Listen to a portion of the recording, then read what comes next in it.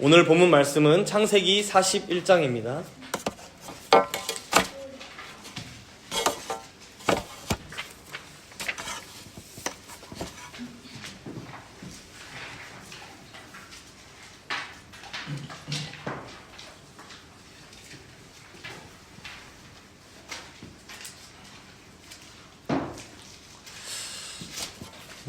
본문 말씀 전체는 41장 전체인데 제가 봉독은 41장 1절에서 8절까지만 봉독하도록 하겠습니다.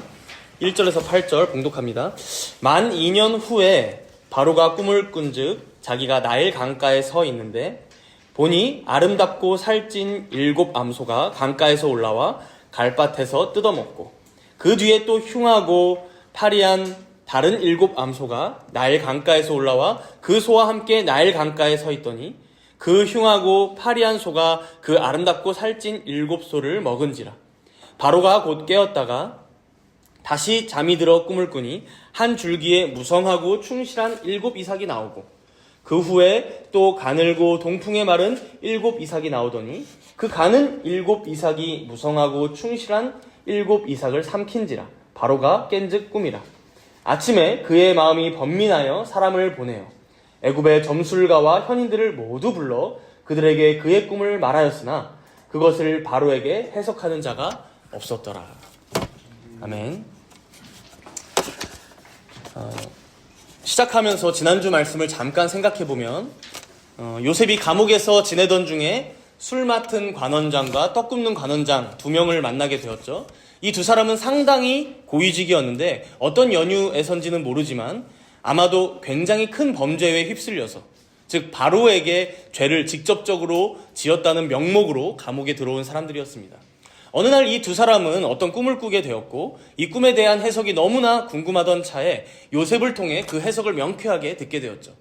그리고 그 해석은 3일 뒤에 술 맡은 자는 복직하게 될 것이며 떡 굽는 자는 처형당할 것이다 라는 예언이었고 결국 그 예언은 성취되게 됩니다. 흥미로운 것은 이때 요셉이 복직하게 되는 술 맡은 관원장에게 자신의 처우를 부탁하는 장면이 있다는 것인데요. 잠깐 지난주 본문인데 우리 앞에 40장 14절 말씀을 함께 읽어보도록 하겠습니다. 오늘 본문 바로 앞에 40장 14절 말씀입니다. 함께 읽습니다. 당신이 잘 되시거든 나를 생각하고 내게 은혜를 베풀어서 내 사정을 바로에게 아뢰어 이 집에서 나를 건져 주소서. 이 장면을 보면 사람이 다 똑같구나 싶기도 하죠. 약간 청탁하는 느낌이잖아요. 결국 요셉도 무엇을 원합니까? 자신의 이 억울한 처지를 좀 풀어주고 감옥에서 꺼내달라는 것이죠. 보통 우리가 생각하는 미덕은 이런 건 하나님께만 기도하고 사람에게 기대지 않는 것, 사람에게는 의존하지 않는 게 더 아름다워 보이기 때문에 여기 요셉을 보면 약간 좀 비굴해 보이기도 하고 결국 사람을 의지해서 요셉도 이 감옥에서 탈출을 하려고 하는구나, 뭔가 얕은 수로 보이기도 합니다. 그렇다 보니 이 요셉의 말을 여러 학자들이 연구한 내용들이 있는데요. 여기서 요셉이 사용하고 있는 어휘들에 주목을 하더라고요. 나를 생각하셔서 내게 은혜를 베푸셔서 나를 건져주소서, 즉 나를 구원하소서. 이제 이런 단어들이 단순히 이 술 맡은 관원장에게만 의지하는 단어라기보다 지금까지 하나님께서 아브라함이나 이삭이나 야곱에게 하신 그 은혜들을 자신에게도 베풀어 주기를 기대하는 마음으로 이 술 맡은 관원장에게 자신이 할 수 있는 최선을 다한 것이다. 이제 이런 해석들을 많이 하기도 하더라고요. 즉 이 2 관원장에게 이런 꿈을 꾸게 하신 것도 하나님이시니 이 일을 통해 하나님의 어떠한 계획이 지금 나에게 이루어지려나 보다라고 요셉이 기대하며 생각했다는 것이죠. 요셉 입장에서는 충분히 그럴 만한 사건이긴 했던 것 같아요. 과거에 생각을 해보면 요셉이 꾼 2가지 꿈이 있었잖아요. 형들이 자신에게 절을 한다거나 또 부모님까지 포함해서 자신에게 다 절을 한다거나, 이게 어떤 의미인지 명확하진 않지만 하나님께서 자신의 조상 아브라함 때부터 약속하신 그 약속들이 뭔가 나를 통해 더 이루어지려나 보다, 이렇게 충분히 가늠할 만한 꿈의 내용이었으니까요. 아마도 요셉은 이 2사람이 꿈을 꾼 것을 계기로 하나님께서 나를 이 감옥으로부터 꺼내주시려나 보다, 건져주시려나 보다, 당신의 어떤 원대한 계획이 이 2사람의 꿈을 통해 나를 감옥에서 꺼내심으로 더 이루시려나 보다라고 충분히 추측할 만한 일이었다는 거예요. 문제는 이후에 일이 어떻게 진행되었을까요?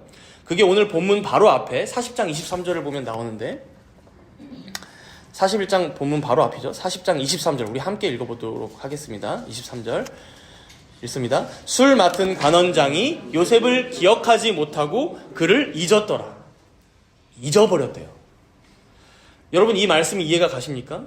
그러니까 사람이 누구에게 은혜를 입고 나서 그 은혜를 일부러 안 갚으려고 이제 배은망덕한 말을 할 수는 있어요. 나 저 사람한테 뭐라고 해야 되죠? 나 저 사람한테 뭐 빚진 거 없는데? 약간 이렇게 배은망덕할 수는 있는데 뭐예요? 아예 잊어버렸다는 거예요. 아예 까먹었다는 거예요. 자기가 은혜 갚아야 할 그 대상인 요셉에 대해서 아예 그냥 머릿속에서 사라져버렸다는 것이죠. 요셉이. 그러고 나서 오늘 본문이 시작하는 41장 1절을 보시면 얼마의 시간이 흘렀다고 합니까? 만 2년 후에. 그러니까 2년의 세월이 이제 꽉 찬 거죠. 만 2년이면. 2년이 흐르는 동안 술 맡은 관원장은 요셉을 잊고 살았던 것 같아요. 왜냐면 그 마지막 구절에서 바로 이어지잖아요. 그렇다면 여러분 그동안 요셉은 감옥에서 어떻게 살아왔을까요? 아마 술 맡은 관원장이 자신의 해석을 듣고 3일 뒤에 복직해서 나가는 것을 보았을 때만 해도 나도 곧 나갈 수 있겠구나. 나도 참 억울하게 이 감옥에까지 들어왔는데 역시 하나님은 다 계획이 있으셨지. 그러나 하루가 지나고 이틀이 지나고 아무런 소식이 없네? 일주일이 지나고 2주일이 지나고 한 달, 2달 시간이 흐르면 어땠을까요? 내 생각이 틀렸나? 하나님께서는 이 일을 통해 그 다음에 뭔가 바로 다음 스텝으로 뭔가 이루실 것 같았는데 하나님의 계획은 이게 아니었나? 그럼 나 여기 평생 여기 감옥에서 살아야 되나? 여기서 살다가 죽어야 되나? 별별 생각들이 다 들지 않았을까요? 우리가 오늘 본문 41장의 내용은 너무나 유명한 내용이라 대략 압니다. 당시 애굽의 왕이었던 바로가 어떤 꿈을 꾸게 됩니다. 그 꿈에 대한 해석을 아무도 당시에 걸출한 인재들이 하지를 못하다 보니까 그때서야 술 맡은 관원장이 자신의 꿈을 명쾌하게 해석해줬던 요셉을 다시 떠올리게 되고 바로에게 요셉을 천거하게 되고 그 일로 요셉이 감옥에서 나오게 되면서 바로의 꿈을 해석하고 결국 총리의 자리까지 오르게 되는 굉장히 드라마틱한 내용이 오늘 본문입니다.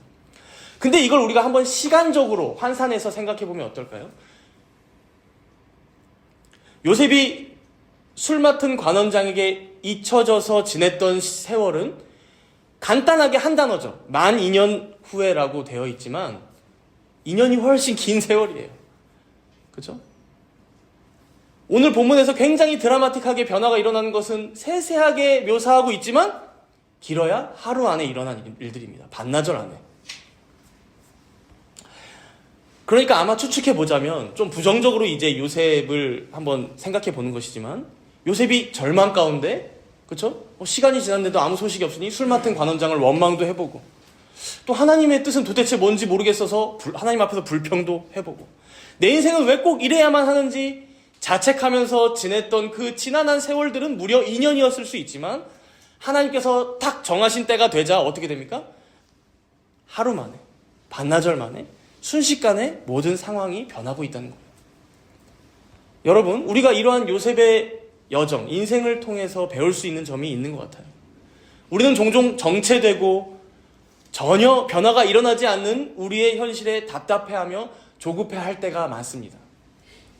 내가 생각하기에 이때쯤이면 변화가 한번 내 인생에서 필요한데 이때쯤이면 나에게도 뭐 좋은 기회가 더 한번 찾아와야 하는 거 아닌가 싶은데 내가 생각하기엔 지금이 적기인데 그래서 뭐 직장인들이라면 취업의 문제 앞에서 지금 내가 취업되는 게 딱 맞는데 그죠? 하나님의 지금까지 나를 딱 이끌어오신 거니까 지금인데 이직의 문제 앞에서 내가 이 회사에서 한 2년 3년 열심히 일한 거 보니까 지금 딱 하나님께서 좋은 직장을 허락하실 것 같은데 가정에서는 내 집 마련이 지금쯤은 돼야 하는데 자녀에 대한 문제도 그럴 수 있고 청년들이라면 결혼의 문제 앞에서 많이들 그렇죠. 왜 내 짝 많은 나타나지 않는가? 그런 세월들 여러분들 다 한 번씩 있으셨잖아요. 내가 아는 선후배들은 다 좋은 짝 만나서 결혼하던데. 그리고 우리 교회를 한번 생각해 본다면 요즘 함께 고민도 하고 있지만 예배당 이제 장소의 문제로 뭐 좀 조급해진다거나 전전긍긍해 하면서 여러 가지 생각들을 할 수 있겠죠. 우리 교우분들도 그렇고 재정부에서 특히나 더 그러실 수 있지만 또 저 또한 이제 개인적으로 목회자다 보니까 이제 어딜 가면 목사님들을 만나거든요. 그럼 목사님들 만나면 제일 처음 궁금한 게 예배당은 어떻게 처음에 생기셨지? 뭐 이런 이제 궁금증이 이제 생길 수도 있는 거죠. 그러면서 왜 저 교회는 사람들이 저렇게 많이 몰려갈까? 왜 저 교회는 저렇게 번듯한 예배당을 하나님께서 탁 허락하셨을까? 이제 왜 우리 교회는 못 그러지? 이제 별별 생각에 다 휘둘릴 수 있겠죠. 제가 꼭 그렇다는 것만은 아닙니다. 이제 충분히 누구나 각자의 상황에서 이런 조급함들이 올라올 수 있다는 거예요. 그러나 여러분, 오늘 본문의 요셉을 보면 하나님께서는 어떤 영화의 명대사죠. 다 계획이 있으세요. 다 계획이. 하나님의 때가 되면 오히려 요셉 자신도 못 말릴 정도로 일의 진척이 굉장히 빠르고 정확하고 확실하게 진행이 됩니다. 오히려 요셉 자신도 못 말릴 정도로 떠밀려갈 정도로 하나님께서 작정하시고 계획하시고 뜻하신 대로 신속하게 성취됩니다. 사실 이러한 경험을 우리는 오늘 본문에서 발견하고 있지만 요셉만 하는 것은 아니에요. 여러분들, 여기 앉아 계신 여러분들도 각자 자신의 인생을 한번 되돌아보십시오. 요셉이 경험했었던 그 감옥에서의 세월처럼 내가 생각하고 계획한 대로 되지 않아서 답답했던 시간들이 우리도 다 있었어요. 그러나 대체로 그 시기가 지나가면 어느새 그 문제가 좀 되돌아보니 풀려 있다거나 해결된다거나 그래서 그 다음 스텝으로 어물쩍 넘어와 있다거나 이제 그렇게 살아오게 되지 않았습니까 우리가? 다들 결혼의 문제로 고민과 갈등의 시간을 지났지만 지금 옆에 계신 배우자분들을 만나게도 하시고 혹은 직장 문제로 고뇌의 시간을 지나는 적이 있지만 지금의 직장에 입사해서 또 일을 이어나가게도 하시고 우리 가정의 집 문제로 골머리를 앓다가도 또 어느새 지금의 집에 들어가 살아가게 하시고 물론 지금 당장 우리에게 그 어떤 문제도 없다. 모든 상황과 환경이 완벽하다라는 것은 아니지만 그럼에도 우리가 지나온 세월을 한번 되짚어보자는 거죠. 하나님께서는 가장 적절하고 적합한 때에 우리에게 꼭 필요한 것들을 허락하시고 공급하여 주시고 그렇게 지금의 우리가 있기까지 세밀하게 인도하사 먹이시고 돌보시고 입히심으로 그렇게 은혜 가운데 이끌어와 주셨다는 것입니다. 사랑하는 여러분, 우리가 이러한 인생의 과정들을 경험해 오면서 또 이렇게 오늘 말씀을 통해 다시 한번 확인하면서 잊지 말아야 할 중요한 진리가 바로 이것입니다. 나보다 지혜로우시고 나보다 능력 있으시며 모든 인생의 주관자 되신 하나님께서는 자기 백성들, 즉 여기 있는 우리들을 언제나 가장 선한 길로 인도하고 계시다는 사실입니다. 언제나 가장 선한 길로.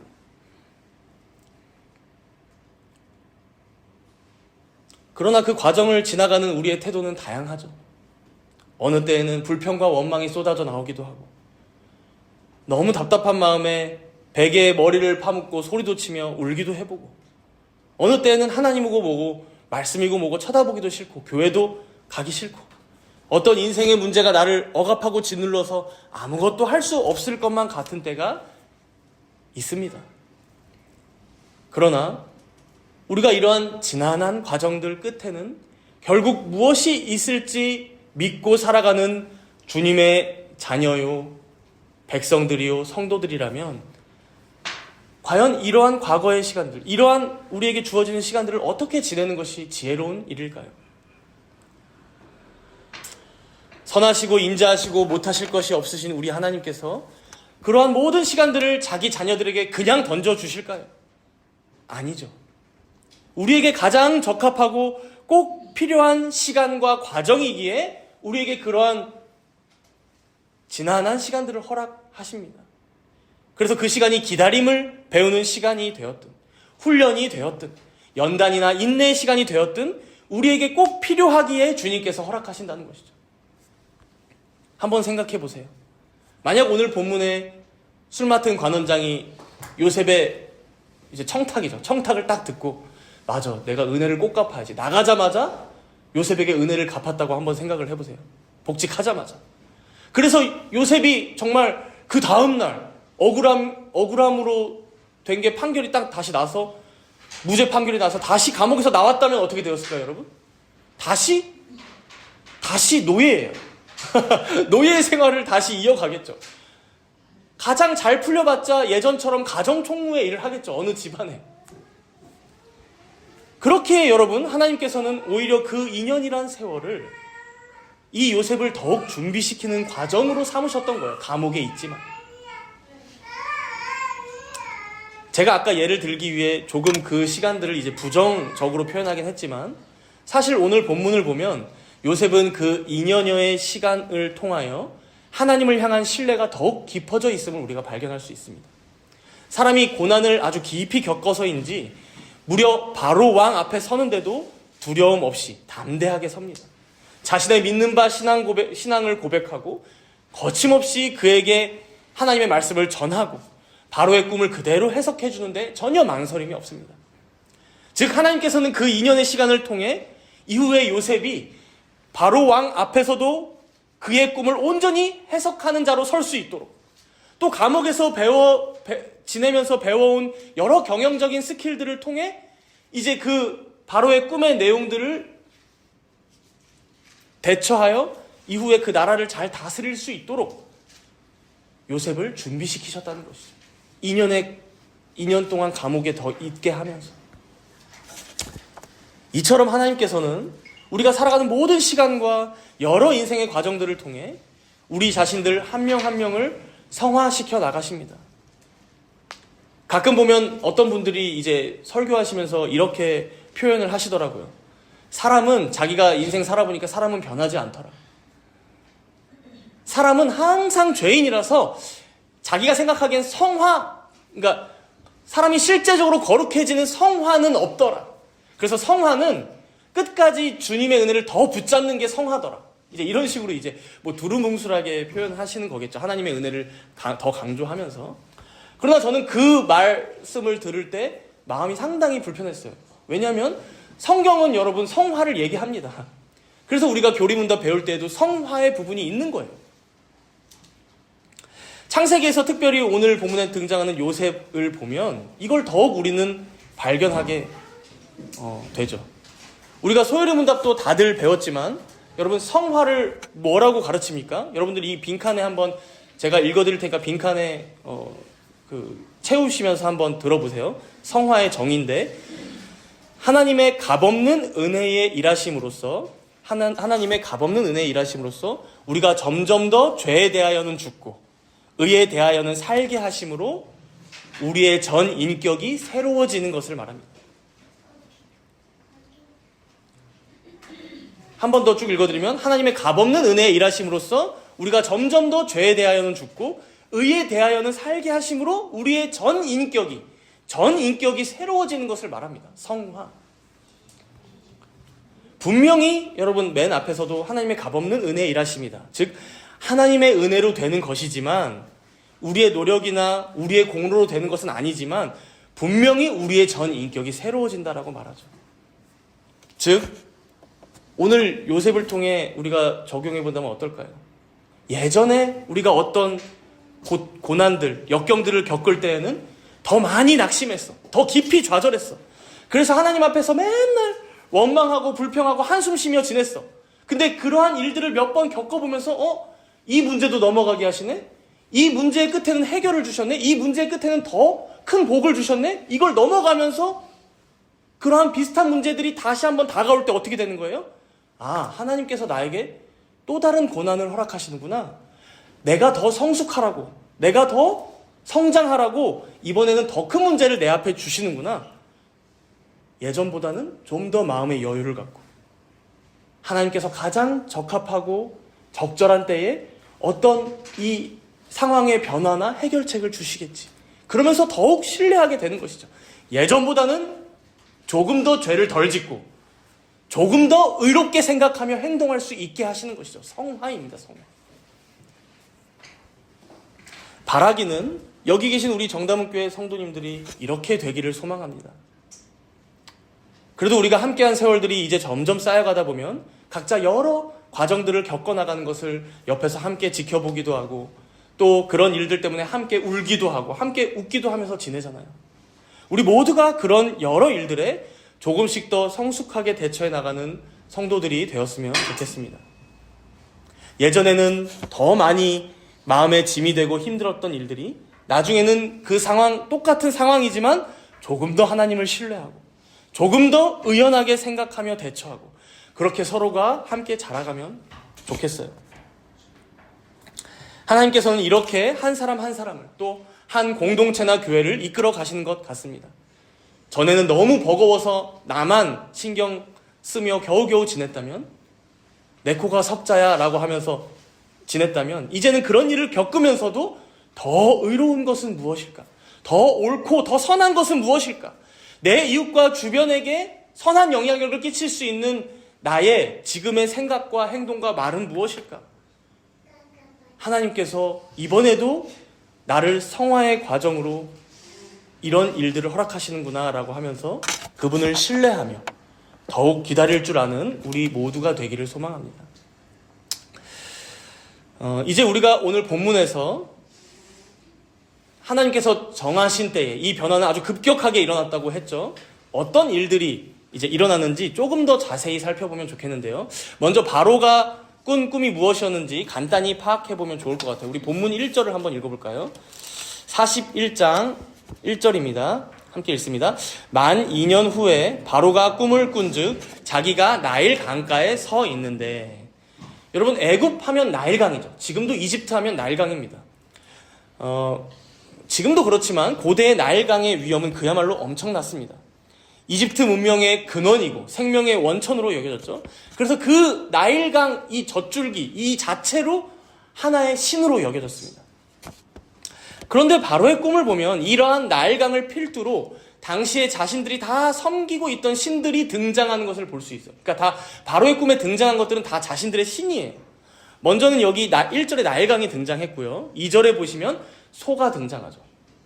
여러분 당시의 소는 농업이나 경제에 아주 중요했습니다. 밭을 갈 때도 필요하고 곡식을 운반할 때도 우유를 짜거나 고기도 이제 생산해주고 다방면으로 활용되기 때문에 실제로 이 암소를 모티프로 한 풍요의 여신도 당시에 있었어요. 그리고 5절에 보시면 이제 곡식, 정확히는 이삭이라고 이제 표현하는데 이러한 이삭도 하나의 신이었습니다. 워낙 곡식에 의존해서 살아가는 게 크다 보니까 더 그랬던 것 같아요. 그러니까 나일강, 소, 이삭 이렇게 이제 다 신들이 등장하는 거예요. 더해서 이제 7이란 숫자가 아주 의미심장하게 등장합니다. 우리가 지난주에 두 관원장의 꿈을 보면 3이라는 숫자가 등장했었어요. 그래서 뭐 3일 후에 새 광주리, 그렇죠? 근데 오늘은 이제 숫자 7이 등장하면서 나일 강가에 7 암소가 서 있었고 또 7 이삭이 있었고, 그래서 여러분 당시에 요즘도 뭐 7은 행운의 숫자 럭키 세븐이지만 이 당시에는 완전수, 신성한 수, 운명의 수라고 여겨졌습니다.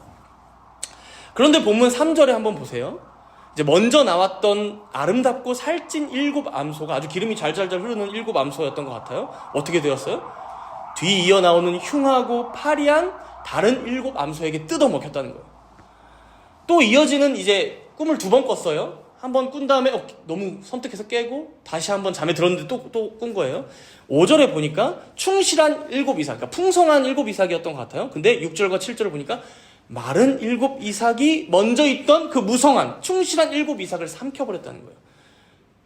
그러니까 이제 개꿈이라고 볼 수도 있는데 우리가 그걸 꾸면 개꿈이죠. 근데 이제 바로 왕 입장에서는 당시에는 이제 꿈이 미래를 이제 뭔가 미래가 정해져 있는 어떤 운명을 엿볼 수 있는 수단이라고 여겼다고 했잖아요. 지난주에도 그래서 관원장들이 꿈을 꾸고 번민했던 것이고 바로 왕도 마찬가지입니다.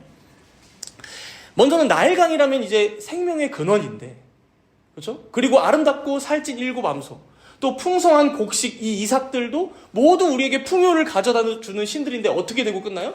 다 먹히고 끝나는 거야.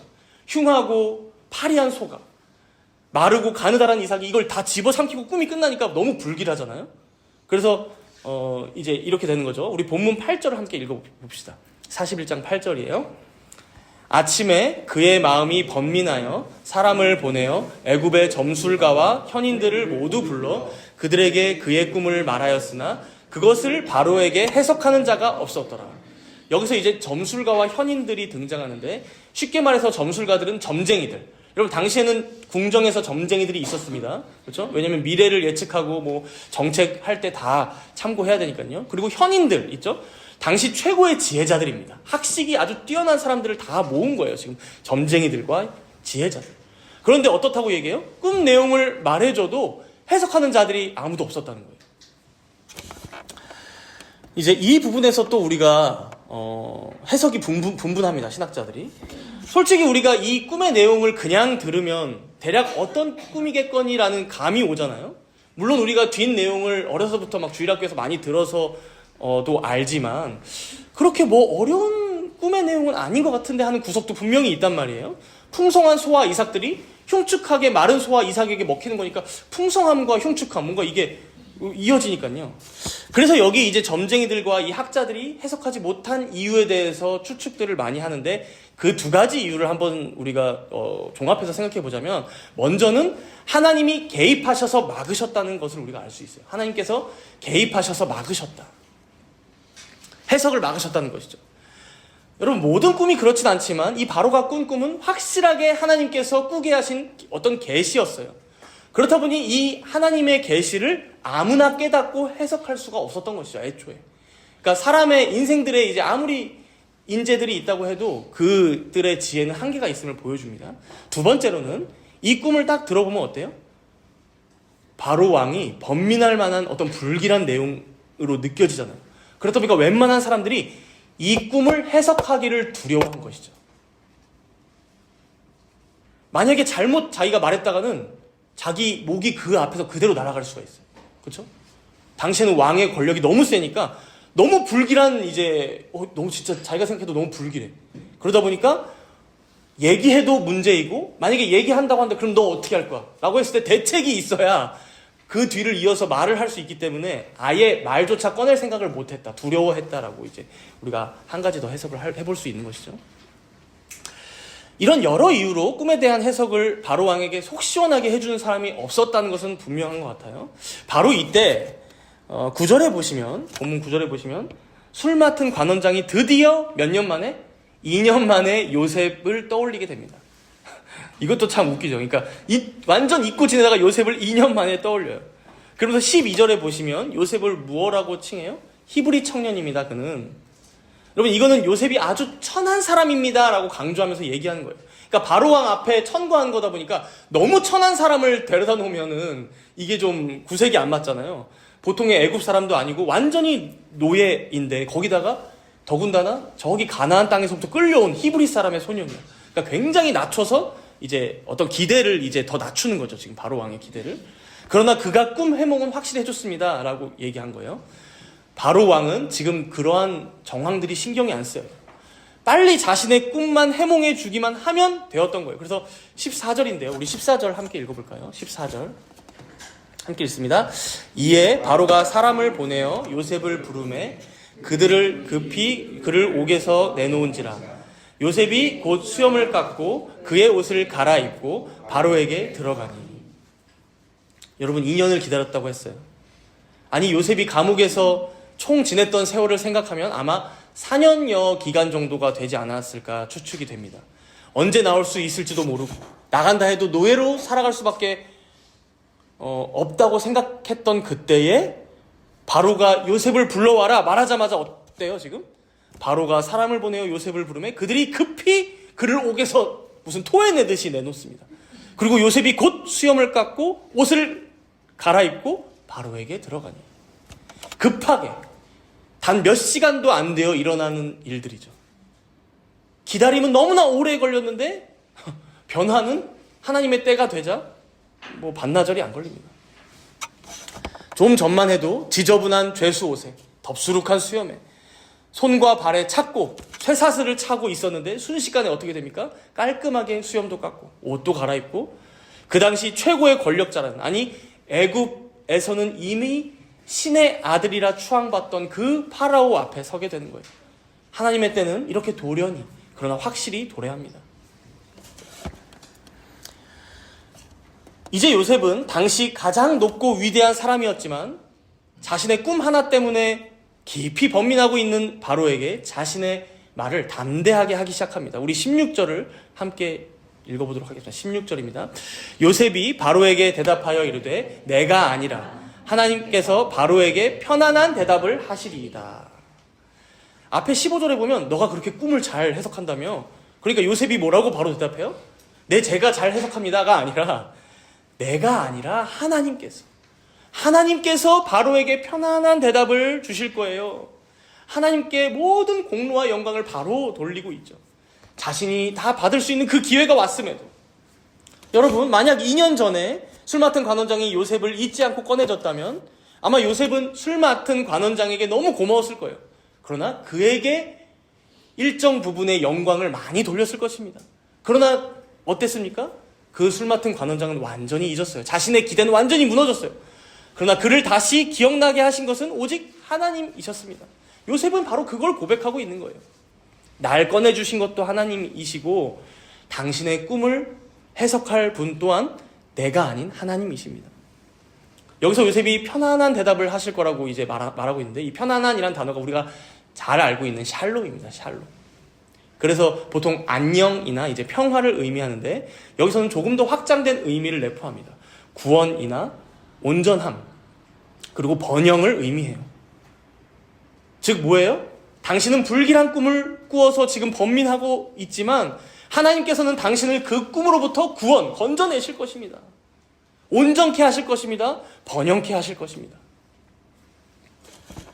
우리가 여기서 한 가지 더 짚을 것은, 요셉은 지금 바로에게 꿈 내용도 듣기 전이에요. 그러니까 지금 이게 만약에 허풍이었으면 요셉은 이제 바로 죽어야 돼요, 지금. 그죠? 그러니까 꿈 내용도 듣기 전에 해석을 할지 말지 어떻게 알고 지금 이렇게 남이 보자면 좀 공갈치고 있는 거죠, 지금. 막 지르고 있는 거예요, 지금. 즉, 요셉이 얼마나 담대한지 알 수 있는 대목입니다. 무려 바로 왕 앞에서 말 한 번 잘못하면 죽을지도 모르는 사선에 서서 요셉은 하나님을 향한 신뢰가 너무나 굳건했던 거예요. 이게 바로 지난 2년간, 아니 감옥에서 지냈던 4년간, 아니 요셉이 자신의 아버지의 집으로부터 팔려와서 여기까지 지낸 세월들, 약 14년 정도로 보이거든요. 17살에 팔려와서 30살에 총리가 되니까 14년 동안 이렇게나 성장하고 성숙했음을, 즉 성화되었음을 우리가 엿볼 수 있는 대목입니다. 성화되었음. 그래서 요셉은 오늘 본문에서 여러 번 얘기합니다. 먼저 25절에 보면 바로에게 꿈 얘기를 다 듣고 나서 이렇게 말하죠. 25절에 제가 읽습니다. 요셉이 바로에게 알아되 바로의 꿈은 하나라. 그러니까 두 개가 아니라 하나입니다. 하나님이 그가 하실 일을 바로에게 보이심이니이다. 두 개의 꿈이지만 본래 하나를 의미합니다. 하나님께서 하실 일을 당신에게 먼저 보여주신 것입니다. 이렇게 하나님에 대해서 한 번 더 증거하고요. 또 이어서 꿈을 해석하던 중에 28절에 보시면 또 이렇게 얘기하죠. 내가 바로에게 이르기를 하나님이 그가 하실 일을 바로에게 보이신다 함이 이것이라. 한 번 더 하나님에 대해 증언하고, 이제 마지막으로 32절. 32절이 사실 클라이막스의 고백입니다. 오늘 설교 제목도 여기에 있죠. 우리 32절 함께 읽습니다. 바로께서 꿈을 2번 겹쳐 꾸신 것은 하나님이 이 일을 정하셨습니다. 하나님이 속히 행하시리니. 뭐라고 얘기해요? 하나님이 이 일을 정하셨습니다. 정하셨습니다. 오늘 본문에 보면 요셉이 바로 왕 앞에서 총 4번 하나님에 대해 증언하며 고백하는데, 이게 마지막 고백이고 클라이막스죠. 이 꿈도 하나님께서 당신에게 꾸게 하신 것이며, 이 꿈의 해석대로 먼저는 7년의 풍년이 왔다가 이후에는 그 풍년이 기억도 나지 않을 정도로 심한 흉측한 흉년이 올 것 또한 하나님께서 다 정하셨다라는 거예요. 여러분, 만약 요셉이 이 말을 보통의 때에, 아무 일도 없었던 때에 바로에게 했다면 아마 그 자리에서 목이 날아갔을 것입니다. 지금 이 땅에 현존하는 신으로 눈앞에 파라오 왕이 앞에 서 있는데 이런 말을 한다? 더 높은 신이 있습니다. 그리고 그 신이 정한 대로 7년 풍년이 오고 7년 흉년이 올 것입니다. 이런 말을 한다? 이건 죽기를 각오해야 하는 말이죠. 근데 지금 요셉은 어때요? 꿈을 해석하면서 한 말이기도 하지만 그럼에도 굉장히 담대하게 유일한 신이신 하나님에 대해 고백하며 그의 주권을 선포하고 있죠.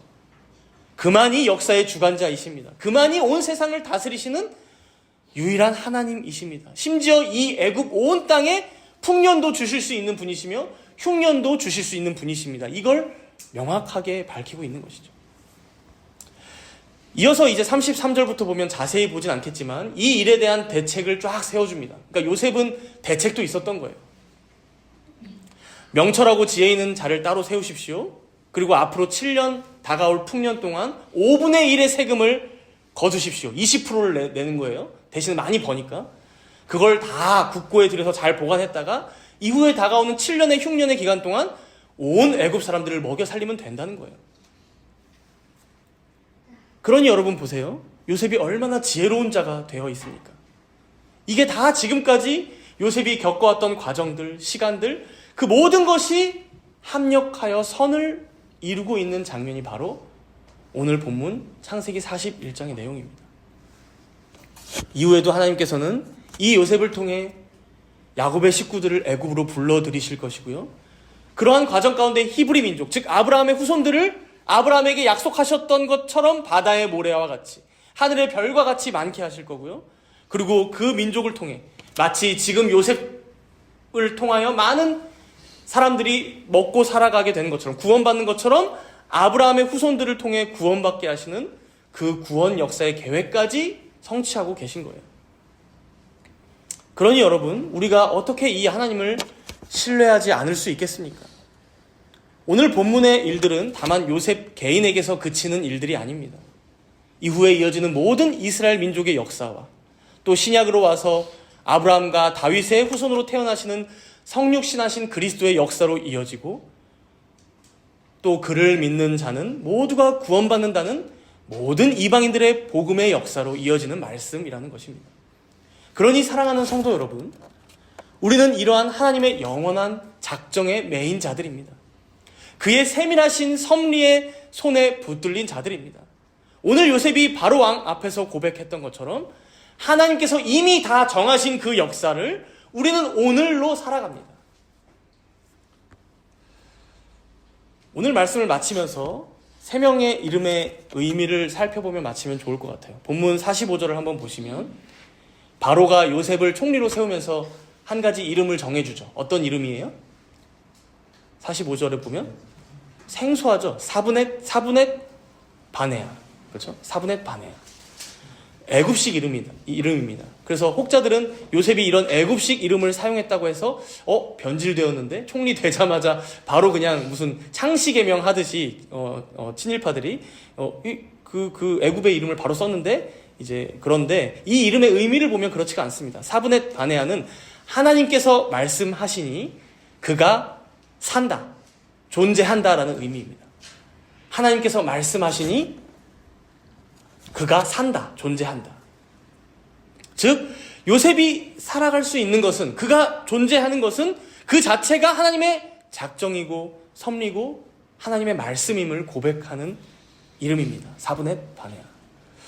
또 요셉이 결혼하고 난 후에 이제 두 아들을 낳게 되는데 이 두 아들의 이름의 의미도 인상적이에요. 본문 51절을 보시면 장남의 이름, 첫째 아들의 이름이 뭐예요? 므낫세죠. 이스라엘 12지파 중에 있죠. 그래서 이 두 아들이 12지파의 두 지파를 형성합니다. 제가 지난번에 말씀드렸죠. 요셉이 장자권의 복을 받았기 때문에 남들보다 2배의 상속을 받는다. 두 지파를 가져갑니다. 므낫세와 에브라임 지파. 그래서 이제 므낫세, 각주에도 뜻이 나와 있지만 잊어버림, 잊게 하심이라는 의미를 갖고 있어요. 잊어버림, 잊게 하심. 그래서 이렇게 이어서 말씀하죠. 하나님이 내게 내 모든 고난과 내 아버지의 온 집 일을 잊어버리게 하셨다. 잊어버리게 하셨다. 여러분, 요셉 입장에서 사실 트라우마잖아요. 형들에게 버림당한 경험을 여러분 정말 너무나 힘든 일이잖아요. 거기다가 지금까지 겪어왔던 수많은 그 과거의 고통들이 얼마나 많습니까? 보디발의 아내에게도 억울하게 모함당해서 감옥에 갇힌 일, 감옥에서 지냈던 일들이 적혀있진 않지만 그 숱한 시간들 얼마나 힘들었겠습니까? 그러나 이제는 다 잊고 어떻게 잊을 수 있어요? 하나님께서 허락하셨던 고난이고 섭리의 시간들이었으니까, 하나님께서 나를 더 성숙시키고자 주셨던 시간들이니까. 그리고 둘째 아들 이제 에브라임의 이름도 짓죠. 52절에 보면 어떤 의미입니까? 각주에 보면 창성함이라고 하는데 이제 번성하게 하심, 열매 맺게 하심이라는 의미라고 볼 수 있어요. 번성하게 하심, 열매 맺게 하심, 창성함. 그래서 이어서 이렇게 말씀하네요. 하나님이 나를 내가 수고한 땅에서 번성하게 하셨다 함이었더라. 즉 과거의 고통과 어려움과 그 수많은 갈등으로부터 결국 자신을 구원해 주셔서 새로운 인생을 살게 하셨다. 오히려 과거의 그 모든 일들이 밑거름이 되어 열매 맺게 하셨다라는 의미로 지금 두 아들의 이름, 므낫세, 잊어버림, 에브라임, 번성하게 하심이라고 이름을 지은 거예요. 사랑하는 성도 여러분, 혹시 감옥에서의 요셉과 같이 지금 여러분들 잊혀진 시간, 고난의 시간을 보내고 계신 분들 있으십니까? 하나님께서는 이 시간 속에서도 우리를 잊지 않으시고 지금도 여전히 우리를 위해 일하고 계십니다. 우리는 대책이 없어도 그분은 대안이 있으시며 우리를 향한 놀라운 계획을 가지고 계십니다. 하나님이 이 일을 정하셨습니다. 이 요셉의 고백이 우리의 고백이 되기를 소원합니다. 하나님의 주권을 인정하고 그분의 때를 기다리며 그분의 뜻에 순종하는 복된 삶 살아가는 모든 정다문교회 성도님들 되시기를 축복합니다. 잠시 함께 기도하도록 하겠습니다. 때로는 요셉의 인연과 같이 그 지난한 과정이 찾아온다 해도 므낫세, 그 과거는 잊고 잊어버리고 보내주고 에브라임, 새로운 길로 인도하시는 주님을 더욱 기대하는 우리가 되게 해달라고 기도합시다. 인생의 여러 문제와 고난 앞에서 불평이나 원망보다는 결국 주께서 정하신 때에 가장 적절하고 적합하게 합력하여 선을 이루실 주님을 바라보며 이 시간을 견디며 승리하게 해달라고 우리 함께 잠시 동안 간절히 기도하도록 하겠습니다.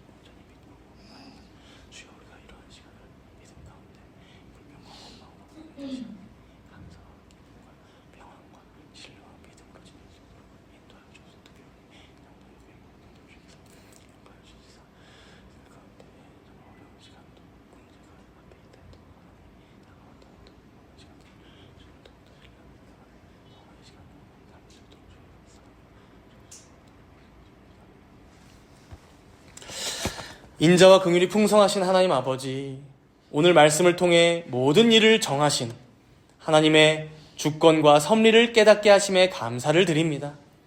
인생의 가장 어두운 골짜기를 지난 것 같은 때에도 주님께서는 자신의 자녀들을 잊지 않으사 가장 좋은 때에 적절한 길을 열어주셨음을 믿습니다.